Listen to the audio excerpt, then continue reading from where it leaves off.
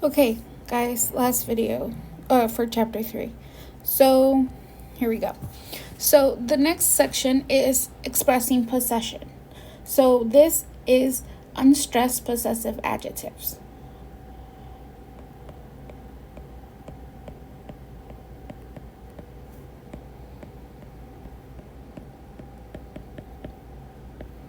Okay, so you have when something belongs to me.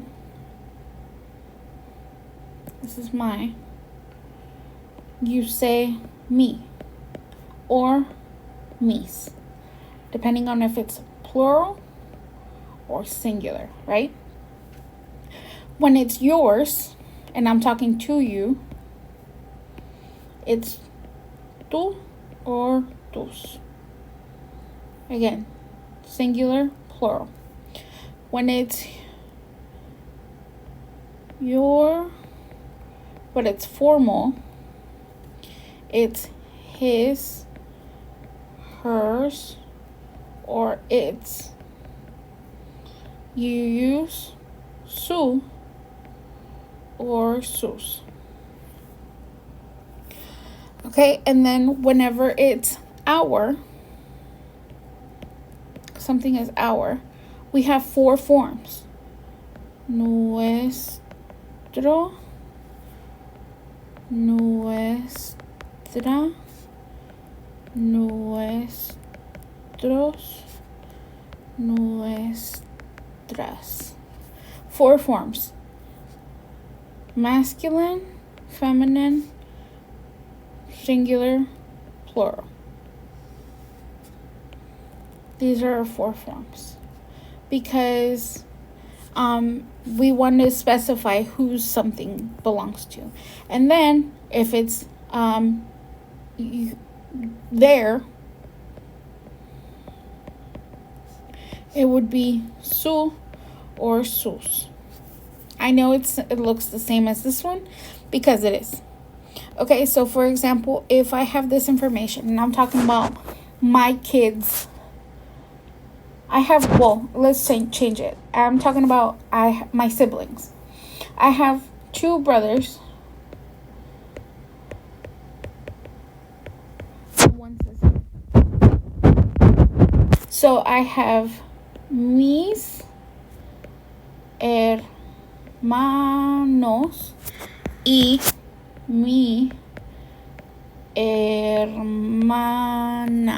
Because I have 1 sister, singular. This is singular.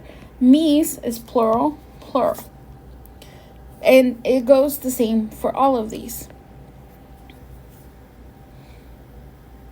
Now, it all depends. This, if it's singular or plural, depends on what you're talking about. Okay? So if we are determining if something is ours, like our chairs, silla is feminine singular. So it would be feminine, feminine, singular. So it would be nuestra silla. Again, feminine singular, feminine singular. Okay, so this is all depending on what you're talking about. This is who it belongs to. This is who you're talking about, or what you're talking about. Okay, and then the last section is conjugations. So we have AR, ER verbs, and IR verbs. So the conjugations you already know for AR verbs are o, as, a, amos, an. For ER and IR, they tend to be the same. That's why they're taught together.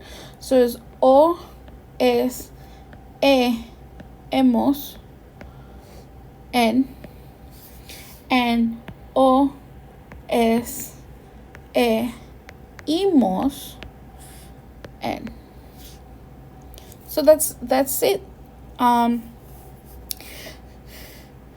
So the conjugations, as you can see, they tend to be the same except for the nosotros and then for ER and IR verbs. So all of this means is that when you have an ER verb and you're trying to conjugate to yo, tú, usted, él, ella, nosotros,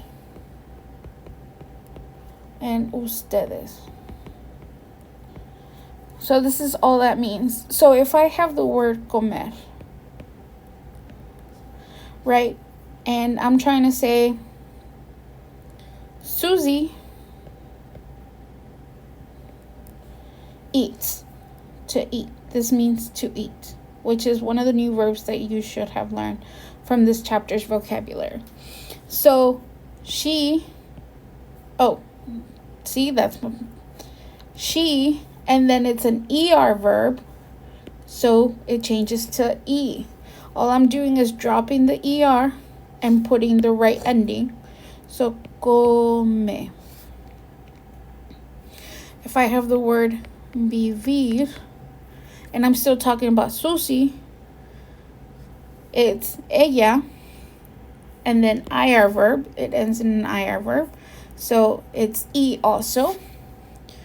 So I would drop the IR, and it would say vive. Susie come y vive. She eats and lives. Okay. There are a bunch of verbs like these. You just have to learn the conjugations. You have to remember this, and you have to remember who they belong to, and then it's easy to conjugate once you remember these. So make sure that you practice, and if you have any questions, make sure to email me, and yeah, that should be it. Okay, I'll see you guys in the next time.